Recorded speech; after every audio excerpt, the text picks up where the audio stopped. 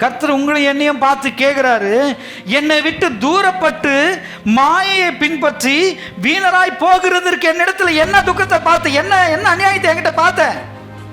என்கிட்ட உட்காந்து ஜெபிக்கிறதுக்கு உனக்கு நேரம் இல்லை, என்கிட்ட உட்காந்து பேசுறதுக்கு உனக்கு நேரம் இல்லை, என்கிட்ட உட்காந்து வசனத்தை வாசிக்கிறதுக்கும் தியானிக்கிறதுக்கு உனக்கு நியாயம் இல்லாத அளவுக்கு என்கிட்ட என்ன அநியாயத்தை பார்த்த?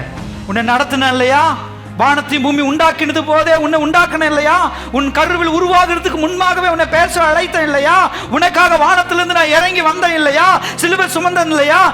உழவன் நிலத்தை உழுகிறது போல என் முதுகை உழுக்கும் பொழுது நான் பொறுமையோடு இருந்தேன் இல்லையா? அடுக்கப்படுகிற ஆட்டுக்குட்டியை கொண்டு போகிறது போல கொண்டு போகப்பட்டேன் இல்லையா? சிலுவையில சிந்தினேன் இல்லையா?